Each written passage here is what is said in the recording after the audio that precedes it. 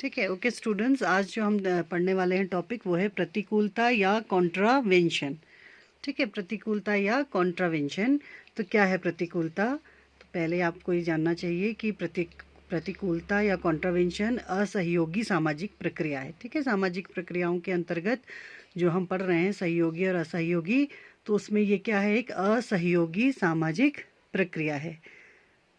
अब क्या है कि इस प्रक्रिया को हम विरोधपूर्ण स्थिति या कॉन्ट्रडिक्शन के नाम से भी जानते हैं। ठीक है, तो पहली चीज़ है कि ये क्या है, एक असहयोगी प्रक्रिया है, असहयोगी सामाजिक प्रक्रिया है।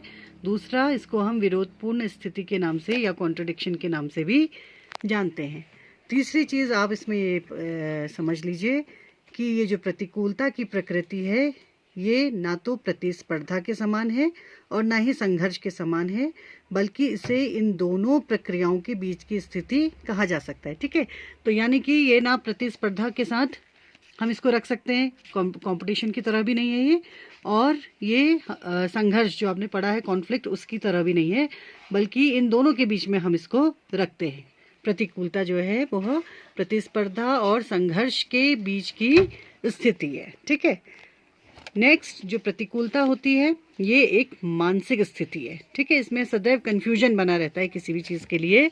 तो ये जो है आपके मन से संबंधित है, आपके जो है मानसिक स्थिति होती है। आपके बाह्य जो व्यवहार है इसमें इसका परिणाम देखने को नहीं मिलता है, उससे कहीं भी अंदाज़ा नहीं आता है कि आप इस स्थिति से गुजर रहे हैं। तो ये जो है ये मानसिक स्थिति आपकी होती है। प्रतिस्पर्धा या संघर्ष के समान प्रतिकूलता में हम किन्हीं प्रयत्नों के द्वारा विरोध का प्रदर्शन नहीं करते हैं, बल्कि यह केवल एक मानसिक स्थिति होती है जो व्यक्ति के मस्तिष्क को दुविधा में डाल देती है। ठीक है, आपको कन्फ्यूजन हो जाता है कि क्या ये मेरे लिए सही है या नहीं है, या मुझे इस समय ऐसा व्यवहार करना चाहिए या नहीं करना चाहिए। तो आप कन्फ्यूजन में हो जाते हो, दुविधा में ये स्थिति आपको डाल देती है। तब हम उसको कहते हैं, क्या कहते हैं, प्रतिकूलता कहते हैं। प्रतिकूलता में व्यक्ति क्या होता है, बाह्य रूप से निष्क्रिय होता है, लेकिन मानसिक रूप से उसमें अनेक प्रकार के तनाव उत्पन्न हो जाते हैं। इसके विपरीत प्रतिस्पर्धा और संघर्ष में व्यक्ति आंतरिक और बाह्य दोनों प्रकार से अत्यधिक सक्रिय बना रहता है। प्रतिकूलता वह असहयोगी प्रक्रिया होती है जो व्यक्ति को परस्पर विरोधी दशाओं के बीच, ठीक है, परस्पर विरोधी दशाओं के बीच दुविधा की स्थिति में डालकर उसमें अनेक मानसिक तनाव उत्पन्न कर देती है। ठीक है, अनेक प्रकार के मानसिक तनाव, आपको इतना कन्फ्यूजन हो जाता है कि कई तरीके से आप क्या होते हो, टेंशन में आ जाते हो, आपको अंदर से अंदर कोई चीज़ जो है वो तनाव उत्पन्न करने लगती है आपके। प्रतिकूलता की स्थिति का संबंध पूरी तरह से मानसिक पक्ष से होने के कारण इसे किसी निश्चित परिभाषा के द्वारा तो स्पष्ट नहीं कर सकते हैं, लेकिन हम इसकी कुछ आधारभूत विशेषताएं कुछ हम इसकी दे सकते हैं। ठीक है, तो जैसे कि हम कह रहे हैं कि प्रतिकूलता, जैसे मैंने आपको पहले भी बताया कि जो प्रतिकूलता है वह असहयोगी प्रक्रिया है जो व्यक्ति को परस्पर विरोधी दशाओं के बीच दुविधा की स्थिति में डालकर उसमें अनेक मानसिक तनाव उत्पन्न कर देती है। ठीक है, अब इसकी अगर विशेषताओं की बात करें तो प्रतिकूलता में किसी व्यक्ति, समूह, कार्य पद्धति अथवा विषय के बारे में हमारा मत बिल्कुल अनिश्चित होता है।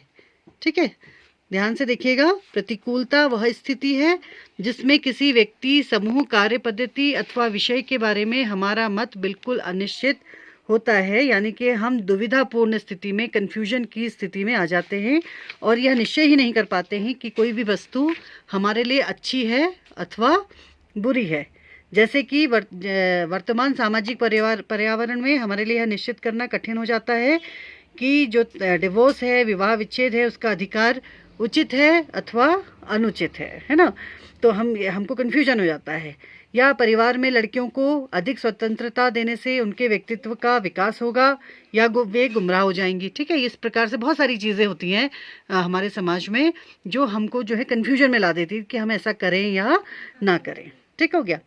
दूसरा क्या है इसमें पॉइंट जो है इसका, वो ये है कि आरंभ में व्यक्ति केवल एक दुविधापूर्ण स्थिति का अनुभव करता है किंतु धीरे धीरे उसकी यह दुविधा उस तथ्य के प्रति घृणा और संदेह में परिवर्तित हो जाती है। समझ रहे ना इस पॉइंट को, कि जब प्रतिकूलता होती है, प्रतिकूलता की जो स्थिति है उसमें शुरू में क्या है कि व्यक्ति केवल एक दुविधापूर्ण, उसको कन्फ्यूजन की स्थिति का वो अनुभव करता है, लेकिन बाद में क्या है, ये जो कन्फ्यूजन है कहीं ना कहीं उसके अंदर जो है वो कन्फ्यूजन जो है वो घृणा और संदेह को भी जो है वो उत्पन्न कर देता है। जैसे कि समाज में राजनीतिक अस्थिरता होने से पहले तो व्यक्ति के मन में यह दुविधा हो जाती है कि वह अपना मत किस पार्टी को दे, लेकिन धीरे धीरे उसको प्रत्येक दल से घृणा और संदेह उसके मन में उत्पन्न होने लगता है ना। तो उसके अंदर हर एक वो पार्टी को सोचता है, यार ये कौन सा, ये भी अच्छा कर रहे हैं, वो भी अच्छा कर रहे हैं, कोई तो कर नहीं रहा है, सब एक से ही होते हैं। तो पहले तो वो क्या है, उसको केवल कन्फ्यूजन हो रहा था, लेकिन बाद में धीरे धीरे वो उसके प्रति उसको घृणा और पॉलिटिक्स के प्रति घृणा और संदेह जो है वो उसके मन में व्याप्त हो जाता है, और जो उसमें क्या करता है, असहयोग की भावना पैदा कर देता है। ठीक है, असहयोग की भावना पैदा कर देता है। तो ये इसकी दो विशेषताएं हैं। अब इसमें जो नेक्स्ट हम देखेंगे वो आप देखोगे कि इसके प्रकार कितने होते हैं, प्रतिकूलता के प्रकार या काइंड्स ऑफ कॉन्ट्रावेंशन। तो इसके बहुत सारे प्रकार हैं, जैसे कि सांस्कृतिक प्रतिकूलता या कल्चरल कॉन्ट्रावेंशन जिसको हम कह रहे हैं। तो सांस्कृतिक प्रतिकूलता क्या है, प्रत्येक समाज की संस्कृति में कुछ सांस्कृतिक मूल्य निहित होते हैं जिनके पालन की प्रत्येक सदस्य से उम्मीद की जाती है, आशा की जाती है। माना जाता है कि हर व्यक्ति जो है ये इन सांस्कृतिक मूल्यों का, नियमों का पालन करेगा। ठीक है, अब जैसे हमारी भारतीय संस्कृति में क्या है, अहिंसा है, ठीक, पारस्परिक त्याग है, कर्म है, ये कुछ ऐसे सांस्कृतिक मूल्य हैं जो उम्मीद की जाती है प्रत्येक भारतीय से कि वो इसको जो है इसका पालन करेगा। सांस्कृतिक परिवर्तन के समय व्यक्ति इन मूल्यों के प्रति अनिश्चित मत के हो जाते हैं। कुछ व्यक्ति क्या करते हैं कि नहीं करते हैं इन मूल्यों का पालन, अहिंसा का पालन नहीं करते हैं, हिंसक हो जाते हैं, है ना।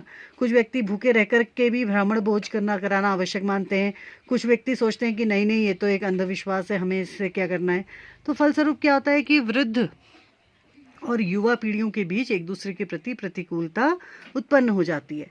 तो वर्तमान में हमारे समाज में पाई जाने वाली प्रतिकूलता बहुत कुछ अर्थों में जो है वो क्या है, सांस्कृतिक प्रतिकूलता है, जिसमें हम देखते हैं ना दो जनरेशंस के बीच में, जिसको हम जनरेशन गैप भी कहते हैं, दो जनरेशंस के बीच के मतों में जो है हमको अंतर देखने को मिलता है जहाँ पर।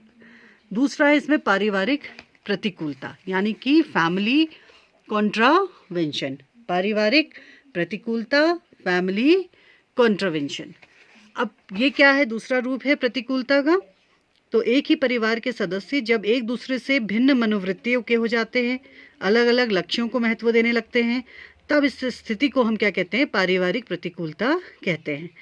वर्तमान समय में अगर हम देखें तो धर्म के प्रति दृष्टिकोण, बच्चों की संख्या, परिवार में स्त्रियों की स्थिति, है ना, परंपरागत अधिकार व्यवस्था, ये ऐसे कुछ विषय हैं जिन पर अधिकांश परिवारों के सदस्यों की मनोवृत्ति अलग अलग होती है। ठीक है, हर एक सदस्य जो है इन सब चीज़ों के बारे में अलग तरीके से सोचता है। तो यह स्थिति प्रत्येक सदस्य को एक दूसरे के प्रति विरोध और दुविधा की स्थिति में डाल देती है। कभी कभी इसका अंतिम परिणाम क्या होता है, पारिवारिक विघटन, है ना। तो पारिवारिक विघटन तक जो है वह इसके परिणाम स्वरूप हो जाता है। उसके बाद जो नेक्स्ट है उसमें वो है लिंगों की प्रतिकूलता, यानी कि कॉन्ट्रावेंशन ऑफ सेक्सेस। अब लिंगों की प्रतिकूलता क्या है, तो स्त्री और पुरुषों के बीच पाई जाने वाली प्रतिकूलता को हम लिंगों की प्रतिकूलता कहते हैं। सामाजिक परिवर्तन के समय स्त्री और पुरुष दोनों ही एक दूसरे के लिए विरोधपूर्ण स्थिति उत्पन्न करके उन्हें दुविधा में डाल देते हैं। पुरुष यह निश्चित नहीं कर पाते कि स्त्रियों को कौन कौन सी सुविधाएं देकर उनके व्यक्तित्व का अधिक अच्छा विकास किया जा सकता है, जबकि स्त्रियां स्वयं यह निश्चित नहीं कर पाती हैं कि उन्हें किन किन सुविधाओं की आवश्यकता है। ठीक है, अब इसके बाद भी दोनों वर्ग एक दूसरे के प्रति असंतुष्ट और संदेहपूर्ण हो जाते हैं और उनकी मानसिक स्थिति उन्हें एक दूसरे के प्रतिकूल बना देती है। क्लियर हो गया। उसके बाद जो लास्ट इसमें है वो है संसदीय प्रतिकूलता, पार्लियामेंट्री कॉन्ट्रावेंशन। अब ये संसदीय प्रतिकूलता क्या है, इस रूप का उल्लेख जो है प्रतिकूलता का, जो ये पार्लियामेंट्री कॉन्ट्रावेंशन या संसदीय प्रतिकूलता है, वो बीज और बेकर ने अपनी पुस्तक सिस्टमैटिक सोशियोलॉजी में इसका उल्लेख किया है। और प्रतिकूलता का यह रूप राजनीतिक जीवन से संबंधित है। यह प्रतिकूलता बहुमत और अल्प राजनीतिक दलों के बीच पाई जाती है। बहुमत वाला दल जो भी कार्य करता है, अल्पमत वाले दल जो है उसे संदेह की दृष्टि से देखते हैं। कभी कभी वह यह निश्चय किए बिना ही किसी निर्णय का विरोध करने लगते हैं कि वह निर्णय जनसामान्य के हित में है या अहित में। तो यह स्थिति भी एक दूसरे के प्रति घृणा और तनाव की स्थिति उत्पन्न करती है। पारस्परिक विरोध कभी कभी इतना बढ़ जाता है कि इससे समाज के हितों पर आघात होने लगता है। क्लियर हो गया? तो ये तो 4 जो है वो प्रकार हैं प्रतिकूलता के। अब हम देखते हैं नेक्स्ट कि प्रतिस्पर्धा और संघर्ष में क्या अंतर है। तो प्रतिस्पर्धा और संघर्ष में क्या अंतर है, तो अभी जो हमने पढ़ा उसके आधार पे हम कह सकते हैं नंबर 1, प्रतिकूलता एक मानसिक दशा है, आपको क्लियर हो गया है, जबकि प्रतिस्पर्धा और संघर्ष में व्यक्ति की मनोवृत्तियां उसके बाह्य व्यवहारों में स्पष्ट होती हैं। ठीक है, तो जो प्रतिकूलता है मानसिक दशा है जिसमें आपको हमेशा कन्फ्यूजन बना रहता है, आप मन ही मन सोच रहे हो कोई चीज़ लेकिन आपके व्यवहार में वो चीज़ प्रदर्शित नहीं हो रही है। जबकि प्रतिस्पर्धा और संघर्ष में आपके व्यवहार से स्पष्ट हो जाता है कि आप क्या चाह रहे हो या आपके मन में जो है वो आपके व्यवहार में भी दृष्टिगत होती है चीज़ें। दूसरा, प्रतिकूलता में व्यक्ति की स्थिति एक लंबे समय तक निष्क्रिय बनी रहती है, जबकि बाद में इस तनावपूर्ण मानसिक स्थिति के कारण वह सक्रिय भी हो सकती है। तो व्यक्ति जैसे ही सक्रिय होता है, प्रतिकूलता की स्थिति संघर्ष या प्रतिस्पर्धा में बदल जाती है। इस प्रकार संघर्ष और प्रतिस्पर्धा व्यक्ति की सक्रियता का बोध कराते हैं। ठीक हो गया? क्लियर हो गया वाला पॉइंट भी कि प्रतिकूलता में हम मान के प्रतिकूलता में क्या होता है कि व्यक्ति बहुत लंबे समय तक जो है वो निष्क्रिय बना रहता है, जबकि जब वो सक्रिय होता है तब वो स्थिति किस में बदल जाती है, संघर्ष और प्रतिस्पर्धा में। उसके बाद जो थर्ड या नेक्स्ट पॉइंट है वो यह है कि प्रतिकूलता सामूहिक ना होकर के, ठीक है, वैयक्तिक होती है। ठीक है, क्लियर इसको समझिएगा। प्रतिकूलता सामूहिक नहीं है बल्कि वैयक्तिक है, जबकि संघर्ष और प्रतिस्पर्धा का रूप साधारणतया संगठित और सामूहिक होता है। ठीक है, क्लियर हो गया।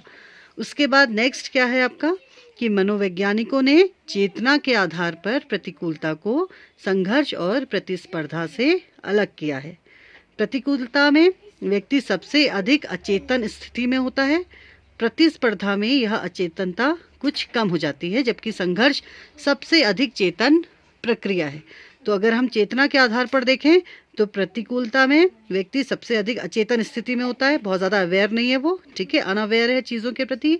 और जब वो कंपटीशन कर रहा है प्रतिस्पर्धा, तो थोड़ा सा ये अवेयरनेस बढ़ जाती है, ठीक है, उसकी जो अचेतनता है वो कम हो जाती है, चेतनता थोड़ी सी बढ़ती है।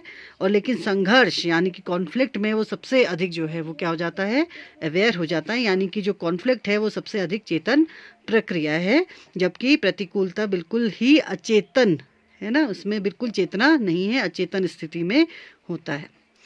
फिर जो नेक्स्ट इसका जो पॉइंट है वो है कि प्रतिकूलता का संबंध व्यक्ति के किसी स्वार्थ से ना होकर समाज के सामान्य पर्यावरण एवं सामाजिक मूल्य से है। ठीक है, यानी कि समाज के सामान्य पर्यावरण एवं सामाजिक मूल्य से इसका संबंध होता है, जबकि प्रतिस्पर्धा और संघर्ष का उद्देश्य कुछ व्यक्तिगत स्वार्थों को पूरा करना होता है।